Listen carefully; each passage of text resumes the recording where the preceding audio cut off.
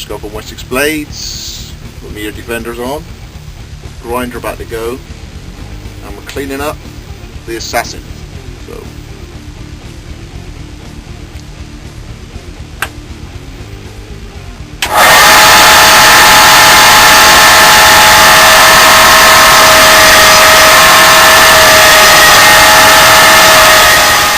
hi there. I thought what I'd go over is a very interesting point about if you ever fancy starting doing knife making, how you can guess whether the steel that you picked up from Scrappy is high carbon or not.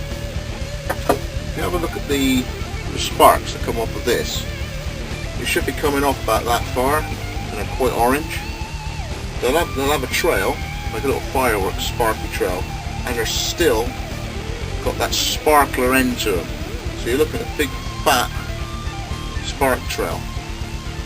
So if I find a bit of mild in a second and then put it on, and you'll see the difference between that and a tool steel that's been hardened.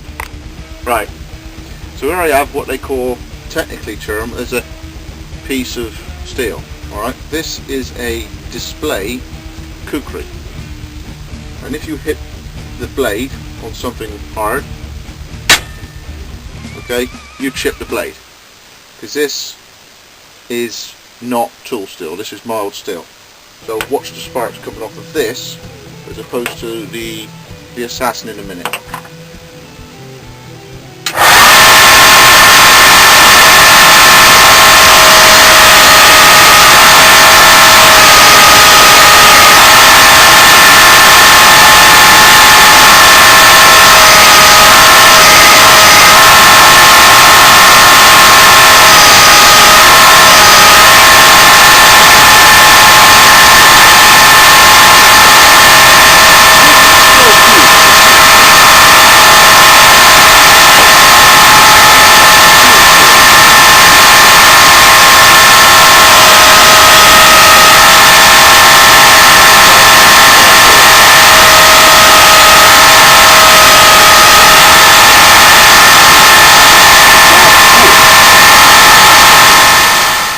Okay, so that's the difference between mild steel, or in this case, awful mild steel.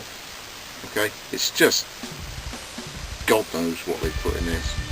But if you had a really good camera, you'd see the nicks and chips in that.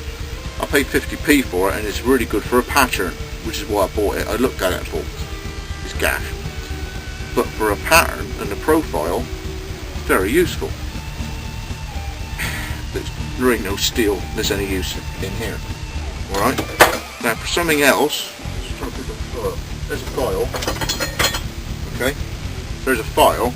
Watch the sparks come off of it.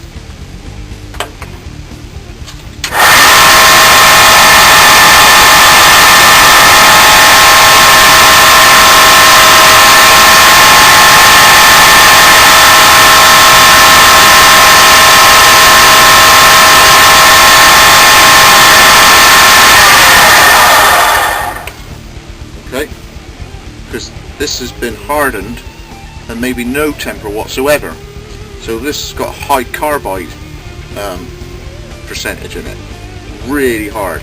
But if I put it in a vise, I'd break it.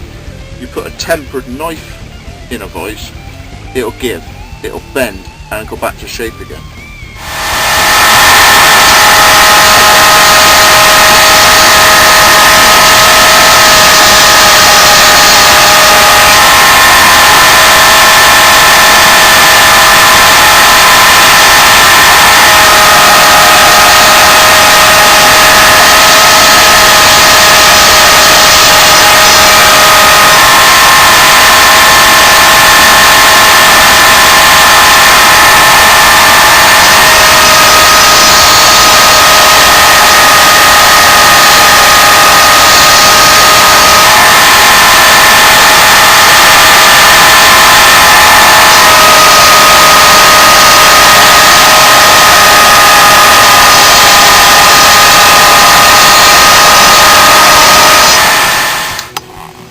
Back.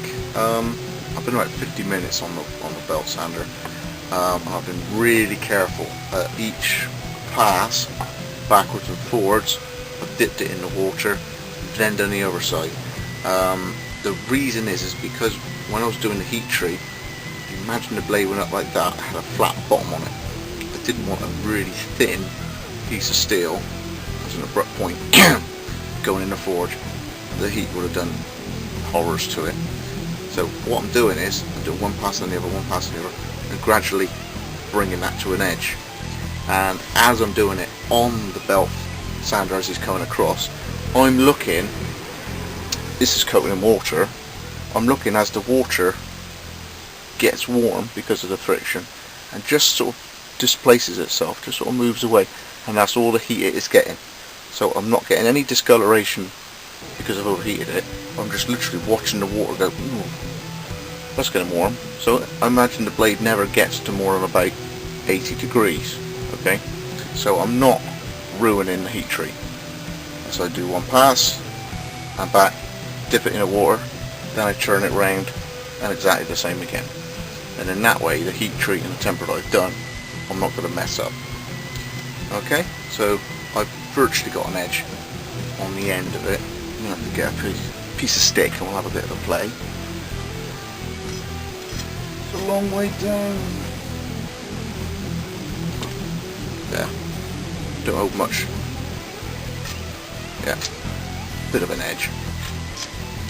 There it is. Just literally. That's all the edge I've got on it at the moment. I reckon another 10 minutes tomorrow, but I've got 50 minutes of this thing in front of me. And I gotta be working all day tomorrow, so quit while I'm ahead without giving myself a bit of an injury. Shaping up lovely, balance is great. The crafty thing I did was knowing it was long, and I know I got no weight for handle because he just wants paracord. I had a load of steel here and a load of steel there, so the balance point should be, there it is. So add a bit of paracord that in, just a nudge, just a touch, and you'll be about there. Quite manoeuvrable for a big lumpy chopper. That's far better than our Rambo 4 thing I got. So much more slick, manoeuvrable. It turns in your hand a lot easier. I may still remove a little bit more yet, because of course you've got the swell of the paracord top bottom. I'll wrap it up, have a feel so it go, and I might put some form of packing. I have a few ideas. So instead of a flat paracord wrap, it'll have a bit of a swell maybe, I'm thinking, so your palm fits around it better. So it's all up in the air at the moment, and it will evolve like all my blades do. And then once I know how they get created, then that'll be my standard for that type of blade again. Okay, so thank you ever so much for joining me again. Massive amount of feedback about the new competition I'm going to be running when I get to 1,000 subs. I think it's a good idea. I really do. You know, the reaction to opening something. Why can't we have a competition dedicated to that? So that's why I thought I'd do it. Okay, it boosts us up. It boosts the person who's opening that up, and whoever would have sent the gift, they're getting something out of it as well. Then they've made someone's day. I think it's far better for everybody that way. Stop on Wessex blades with the assassin. There you go. Getting out. All the best. Cheers.